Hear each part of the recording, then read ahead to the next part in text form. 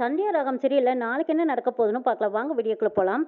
உன்னைய லவ் பண்ணி கல்யாணம் பண்ணிக்கிட்டத தவிர நான் வேற எந்த தப்புமே பண்ணலையே. உன் கழுத்துல தாலி கட்டுற வரைக்கும் நான் உண்மையா உன்னை லவ் பண்ணனேன். கல்யாணம் முடிஞ்சதும் நான் இப்பயே என் வாழ்க்கையில ஜெயிச்சிட்டேன்னு நான் ஒரு நம்பிக்கையோடவும் சந்தோஷமாவும் இருந்தேன். ஆனா லைஃப்ல மொத்தமா தோத்து போயிட்டேன்னு எனக்கு இப்பதான் தோணுதுங்கிறாங்க. ஐயோ சீனு, ஏன் இப்படி எல்லாம் பேசுறேன்னு கேக்குறாங்க. ஆமா, நீ நல்லா நினைச்சு பாரு. உனக்காக நான் என்னெல்லாம் பண்ணியிருக்கேன். உனக்காக எங்க அம்மாவை ஏத்துக்கிட்டு நான் சண்டையெல்லாம் போட்டேன். நீ கிடைக்கலையேன்னு நான் அந்த ஆத்திரத்திலையும் கோவத்திலையும் குடிச்சிட்டு ரோட்ல கூட கிடந்தேன். எல்லாம் நீ கிடைக்கலையேங்கிற ஆத்திரத்திலையும் கோவத்திலையும் தான் நான் இப்படி எல்லாம் செஞ்சேன். ஆனா என் வாழ்க்கையில நான் பெரிய தப்பு பண்ணிட்டேன்னு இப்பதான் எனக்கு ரொம்ப நல்லா புரியுது. நான் லவ் பண்ண போது இருந்த மாயா நீ கிடையாது. என்னோட மாயான்னு நான் நினைச்சிட்டு இருந்தேன். ஆனா அப்படி கிடையாது. இப்ப எங்க அம்மா சொன்ன மாதிரி தான் நீ இருக்க. வேற ஏதோ நோக்கத்தோட தான் நீ இந்த வீட்டுக்குள்ள வந்து எல்லாரோட மனசையும் காயப்படுத்திட்டீங்கிறாங்க சீனு. சீனு, உண்மையிலுமே என்னை நீ அப்படித்தான் நினைக்கிறியான்னு கேக்குறாங்க மாயா. வேற எப்படி நினைக்க சொல்ற? மாமா உன் மேல எவ்வளவு நம்பிக்கை வச்சிருந்தார் தெரியுமா? ஆனா அவர் மனசையே நீ மாத்திட்டியே. அவர் வச்சிருந்த ரூல்ஸ் எல்லாம் கூட உனக்காக மாத்திக்கிட்டாரு. அப்படிப்பட்டவருக்கே நீ துரோகம் பண்ணியிருக்கேன்னா உன்னை நான் என்னன்னு சொல்லட்டுங்கிறாங்க சீனு. ஐயோ சீனு, இவ்வளவெல்லாம் நான் உனக்காக செஞ்சிருக்கேன்னா நீ அது ஏன் செஞ்சான்னு நினைச்சு பார்க்க மாட்டியாங்கிறாங்க மாயா. எதுக்கு நினைக்கணும்? உங்க அம்மாவுக்காக நீ பழி வாங்கியிருக்க, அதுதான் காரணம். கதிர தனா கழுத்துல தாலியை கட்ட வச்சு தனாவோட வாழ்க்கையவே கெடுத்து போட்டியே. ஐயோ சீனு, அதுக்கு ஒரு காரணம் இருக்குங்கிற. ஆர்த்தியை லவ் பண்றான்னு தெரிஞ்சிருந்தும் இந்த கதிர் அவ கழுத்துல தாலி கட்டி வச்சிருக்கீல்ல.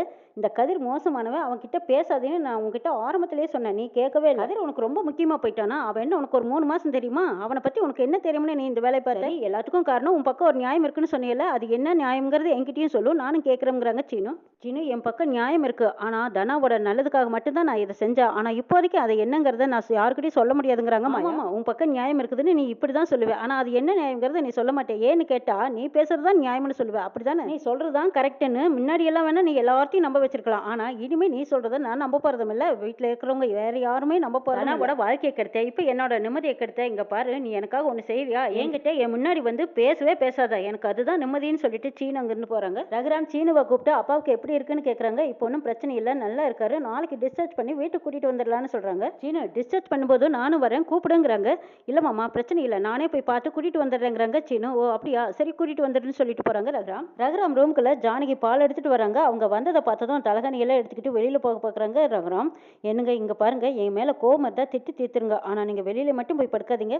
இது வரைக்கும் இந்த குடும்பத்துக்காக நான் எந்த ஒரு முடிவு எடுத்தாலும் அது உங்களை கேட்காம நான் எடுத்ததும் இல்லை, செஞ்சதும் இல்லை. ஆனா இன்னைக்கு நான் செஞ்சது தப்பு தாங்கங்கிறாங்க ஜானகி. என் கூட பேசலினாலும் பரவாயில்ல, ஆனா நீங்க வெளியில போய் படுத்தா பாக்குறவங்க எல்லாருமே சங்கடப்படுவாங்க. நீங்க எங்கேயே தூங்க, நான் வேணா வெளியில போய் படுத்துக்கிறேன்ட்டு போறாங்க ஜானகி. ஜானகி வெளியில வந்து பாய் விரிச்சு போட்டுட்டு இருக்கும்போது மாயா பாத்துறாங்க. பெரியமா, என்னது நீங்க வெளியில வந்து படுக்கிறீங்கிறாங்க. ஆமா, பெரியப்பாவோட கோவம் எல்லாம் எத்தனை நாளைக்கும் அந்த கோவம் தெளிகிற வரைக்கும் தான் இதெல்லாம். ஆனா தனாவோட வாழ்க்கைக்காக நீயும் சேர்ந்து பாதிக்கப்பட்டுட்டீங்க. பெரியமா, அதெல்லாம் இருக்கட்டும். ஆனா பெரியப்பாவோட கோவத்துக்கு நீங்க ஆளாயிட்டீங்களேங்கிறாங்க. பரவாயில்ல விட, நாங்க வாழ்ந்து முடிச்சவங்க. எப்பவாவது ஒரு நாள் தெரிஞ்ச அன்னைக்கு அவர் நிச்சயமா மாறிடுவார். ஏன் இப்ப கூட அவர் மாறதுக்கு சான்ஸ் இருக்கு. இப்பவே உண்மை தெரிஞ்சா கூட அவர் மனசு மாறிடுவார் மாயா. பெரியமா, எந்த காலத்துலயும் பெரியப்பாவுக்கு மட்டும் உண்மை தெரியக்கூடாதுங்கிறாங்க. சரி, இந்த பிரச்சனையை அவருக்கு தெரியாம எப்படி சரி பண்றதுன்னு பாக்கலாங்கிறாங்க ஜானகி. எப்படியாவது உங்க 3 பேர்த்தோட வாழ்க்கையும் சரி பண்ணணும். இப்போ உனக்கு இருக்கிற கடமை, நீ சீனுவை சரி பண்ணி அவங்க கூட சந்தோஷமா வாழப்பாரு. மாயா, நீ போய் சீனு கிட்ட பேசு போன்னு சொன்னதும் மாயாவும் போறாங்க. ஜானகி அப்படியே படுத்தும் கூட ரகுராம் சொன்னதையெல்லாம் நினைச்சு பாக்குறாங்க. ரகுராம் கிட்ட ஜானகி பேசினதையும் நினைச்சு பாக்குறாங்க. சீனு மாயா 2 பேரும் இனிமே இந்த வீட்டுல தான் இருப்பாங்க. அவங்க 2 பேரும் எங்கேயும் போக மாட்டாங்க. அப்படி சொன்னதுக்கு அப்புறமா ரகுராம், இந்த வீட்டுல இது நாள் வரைக்கும் எனக்கு துணையா இருந்த என் மனைவியே இப்ப எதிராக பேச ஆரம்பிச்சிட்டா. கொண்டாட்டிங்கிற ஒருத்தி இனிமே எனக்கு கிடையவே கிடையாது, செத்துட்டா அப்படின்னு சொல்லிட்டு தலையோட தண்ணி ஊற்றி தலைமுறை வைக்கிறாங்க ரகுராம். மாயா ரூம்குள்ள வந்ததும் சீனுவை பாக்குறாங்க. நீ ஒண்ணு மட்டும் நல்லா தெரிஞ்சுக்கோ, நீ பேசி இந்த வீட்டுக்குள்ள வேணா வந்திருக்கலாம், ஆனா என் மனசுல இடம் பிடிக்க முடியாது. என்ன பொறுத்த வரைக்கும் உன்னை லவ் பண்ணனதே தப்புன்னு நான் இப்ப நினைக்கிறேங்கிறாங்க. எவ்வளவு தூரம் மனசை காயப்படுத்தணுமோ அவ்வளவு தூரம் சீனு மாயா மனசை காயப்படுத்திட்டாங்க. இங்க கதிரும் மாடி மேல மொட்டை மாடியில நின்றுட்டு தனா சொன்னதையெல்லாம் நினைச்சு பாக்குறாங்க. தனா சொல்லி சொல்லி அடிச்சதையும் நினைச்சு பார்த்து இப்ப மனசு வந்து நிக்கிறாங்க கதிர். மாயா மனசே சரியில்லை, மாடிக்கு போறாங்க. அங்க பார்த்தா கதிர் நிக்கிறாங்க. கதிர், என்னது இங்க நிக்கிறியே, உனக்கு தூக்கம் வரலையான்னு கேக்குறாங்க. ஆமா மாயா, நீ தான் மாடிக்கு வந்திருக்க, அப்போ உனக்குமா தூக்கம் வரலைன்னு கேக்குறாங்க.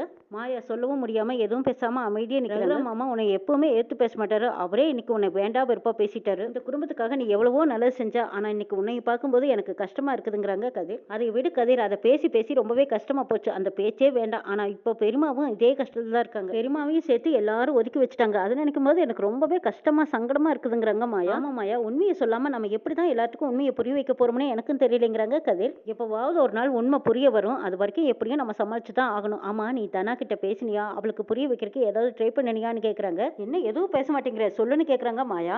இல்ல, அவளே ரொம்ப கோவத்துல தூங்க முடியாம தவிச்சிட்டு இருக்கும்போது என்னால மட்டும் அங்க எப்படி இருக்க முடியும்? அவ ரொம்பவே மனசளவுல ரொம்ப பாதிக்கப்பட்டு நொந்து போயிருக்கா. பிரச்சனை இவள தனா கிட்ட சொல்லிட்டா என்னன்னு கூட எனக்கு தோணுதுங்கிறாங்க. ஐயோ, நீ அவசரப்பட்டு அதெல்லாம் எதுவும் சொல்லிடாத. அப்படியே சொன்னாலும் சரி பண்ணக்கூடிய கட்டம் இது கிடையாது. அப்படியே சொன்னாலும் அது வேற ஒரு பிரச்சனையை கொண்டு வந்துரும். நம்ம குடும்பத்தை அழிக்கணும்னு நினைச்சிருக்கிற புவனேஸ்வரிக்கு இதுவே ஒரு நல்ல சான்ஸா போயிடும். எக்காரணத்தை கொண்டு தனாவுக்கோ இல்ல மத்தவங்களுக்கோ யாருக்குமே இந்த உண்மை தெரியக்கூடாதுங்கிறாங்க மாயா. சரி, மத்தவங்களுக்கு புரிய வைக்க வேண்டாம். ஆனா சீனுவுக்கு என்னாச்சு? அவன் ஏன் உன்னை புரிஞ்சுக்க மாட்டேங்கிறான்னு கேக்குறாங்க. கதை கோவப்படுறதுலயும் நியாயம் இருக்கு. என்ன காரணம்னே தெரியாம அவங்க அப்பாவுக்கு இப்படி ஆயிப்போச்சேன்னு அவன் நம்ம மேல கோவப்படுறான். அதனாலதான் அவன் மைண்ட் செட்ல நம்ம செஞ்சது தப்புன்னு அவனுக்கு தோணுது. ஆனா அதை தப்பா எடுத்துக்க என்னால முடியாதுங்கிறாங்க மாயா. சீனுவோட கோவம் குறையிருக்கு கொஞ்சம் நாள் ஆகும். அதுக்குள்ளேயே என்ன புரிஞ்சுக்குவான்னு தான் நான் நினைக்கிறேங்கிறாங்க. ஆமா, உன்னை புரிஞ்சுக்கிட்டா நல்லதுதான்ங்கிறாங்க கதை. இந்த மாதிரி ஒரு பொண்ணு சீனுவோட வாழ்க்கையில கிடைச்சது பெரிய லக்கு தான். அவன் கூடிய சீக்கிரம் உன்னை புரிஞ்சுக்கிட்டா நல்லதுங்கிறாங்க கதை. சீனு உண்மையிலுமே பாவம் தான். அவன் சொல்லும்போது தான் எனக்கும் புரிஞ்சது. அவன் என்ன லவ் பண்ணனு தவிர அவன் வேற எந்த தப்புமே பண்ணல. நடந்த விஷயங்கள் அத்தனையும் சீனு கிட்ட சொல்லியிருக்கலாம். ஆனா சீனு ரொம்பவே அவசரப்படுவான். நடந்த விஷயங்கள் அத்தனையும் பெரியப்பா கிட்ட உடனே சொல்லிடுவான். அதனாலதான் நானும் சொல்லிங்கிறாங்க மாயா. இந்த குடும்பத்தை பத்தி எந்த அளவுக்கு நான் யோசிக்கிறேனோ அந்த அளவுக்கு நான் சீனு பத்தியும் யோசிக்கணும் இல்லைங்கிறாங்க மாயா. ஆமாமா, சீனு மேல அந்த அளவுக்கு லவ் தானேன்னு கேக்குறாங்க கதிர். அப்பவே நீ விட்டு கொடுக்க மாட்டே, இப்ப ஹஸ்பண்ட் வேற, நீ விட்டு கொடுக்க போறேங்கிறாங்க கதிர். டேய், நீ தனாவுக்காக நீ என்னெல்லாம் பண்ணிருக்க? பிரச்சனைன்னு வந்தபோது வேணா நீ தெரியாம எதுவும் கண்டுக்காம போயிட்டு இருந்த. ஆனா அதுக்கு முன்னாடி எல்லாம் நீ தனா பின்னாடி சுத்திட்டு தானே இருந்த. அப்போவெல்லாம் உண்மையிலுமே நீ விளையாட்டுக்கு தான் செஞ்சியா இல்ல ஃபீலிங்ஸ் இருக்கான்னு கேக்குறாங்க மாயா. சின்ன வயசுல இருந்தே தனா கூட சுத்தி இருக்கேன், விளையாடி இருக்கேன். ஆனா ஃபீலிங்ஸ் இருக்கா இல்லையாங்கிறதெல்லாம் எனக்கு சொல்ல தெரியாதுங்கிறாங்க. உண்மையை சொல்ல, உனக்கு தனாவை பிடிக்குமா பிடிக்காதா அதை மட்டும் சொல்லுன்னு கேக்குறாங்க மாயா. பிடிக்கும் ஒய்ஃப் இதை பத்தி எல்லாம் நான் யோசிச்சதே இல்லைங்கிறாங்க கதிர். டே, இதுக்கு முன்னாடி எல்லாம் நீ யோசிக்காம இருந்திருக்கலாம். மனசை இனிமே நீ தான் மாத்தணும். உன்னால மாத்தவும் முடியும். உன் மேல நம்பிக்கை இருக்கு. உனக்கு தனா மேல லவ் இருக்கு. கண்டிப்பா உனக்கு ஏத்த மாதிரி தனாவை மாத்த முடியும் கதிர். மாயா, உனக்கும் அதான் சொல்றேன். நீயும் கூடிய சீக்கிரம் சீனுவோட மனசை மாத்திருங்கிறாங்க. கூடிய சீக்கிரமே நிச்சயமா அவனை என்னால மாத்த முடியும். சீனுக்கு என் மேல இருக்கிற லவ் என்னைக்குமே போகாது. வாய் பார்த்தி அவன் இன்னைக்கு வேணா என்ன வேணாலும் சொல்லி வேண்டாம் வெறுப்பா வெறுத்து பேசிருக்கலாம். அவனை என் வழிக்கு எப்படி கொண்டு வரதுன்னு எனக்கு தெரியுங்கிறாங்க மாயா. அப்போ உன்னோட காதல் சக்சஸ். ஆனா எனக்கு மட்டும்தான் டஃப். தனா பக்கத்துல போனா அப்படியே காளி மாதிரி மாறிடுறா. அவ கையில சூழாயிருந்தா இல்ல மாயா, இது மட்டும் இருந்தது அவ்வளவுதான், நான் முடிஞ்சேங்கிறேங்க. பொழுது விடிஞ்சதும் அடுத்த நாள் காலையில ரகுராம் பேப்பர் பார்த்துட்டு இருக்காங்க. ஜானகி காப்பி கொண்டு வந்து கொடுக்குறாங்க. ஜானகியை பார்த்ததும் அவ்வளவு கோபப்படுறாங்க ரகுராம். ஏ பத்மா, நான் உங்ககிட்ட தானே காப்பி கேட்டேன். கண்டவங்க எல்லாம் எனக்கு கொண்டு வந்து காப்பி கொடுக்குறாங்க. முதல்ல போய் காப்பி போட்டு எடுத்துட்டு வாங்குறாங்க. பத்மாவும் சரிங்க நின்னுட்டு போறாங்க. என்ன பத்மா, மச்சானே இன்னைக்கு தானே சீனு கூட்டிட்டு வரேன்னு சொன்னாங்கிறாங்க. ஆமாங்கிறாங்க பத்மா. சரி வரட்டும்னு சொல்லிட்டு ரகுராம் அங்கிட்டு போறாங்க. என்னம்மா இது, அண்ணனும் அண்ணி இப்படி இருக்காங்களேங்கிறாங்க. அதாண்டி எனக்கும் ஒன்றும் புரியலைங்கிறாங்க பாட்டி. மாயா வராங்க. ஏ கொஞ்சம் நில்லடி, உன்னால இந்த குடும்பம் எப்படி பெரிஞ்சு கிடக்கு பாத்தியா? பிள்ளையும் மருமகளும் ராமரும் சீதை மாதிரி இருந்தாங்க. ரெண்டு பேத்துக்காக ஜானகி பேசி இன்னைக்கு அவ வாழ்க்கையை இழந்துட்டு நிக்கிறாளே, எனக்கு இதை நினைக்கும் போது பயமா இருக்கு. அவளை பாரு, நீ அவ வாழ்க்கையை இழந்துட்டானே என்னடி செய்யறதுன்னு பாட்டி ஒரு பக்கம் திட்டுறாங்க. உங்களை பார்க்கும்போது எனக்கு கஷ்டமா தான் இருக்கு. வீட்டுக்குள்ள கூட்டிட்டு வராதுக்கு முன்னாடியே நீங்க யோசிச்சிருக்கணும். இப்ப பாருங்க, உங்களை வேண்டா விருப்ப எங்க அண்ணன் ஒதுக்கி வச்சிருக்காரு. ஆனா இவளால இன்னும் எல்லாரும் என்னென்ன கஷ்டப்பட போறோமோ அது தெரியலைங்கிறாங்க. சரி சரி பத்மா, மாப்பிள்ள வருவாரு, ஆரத்தட்டு கரைச்சி எடுத்துக்கிட்டு வாங்குறாங்க பாட்டி.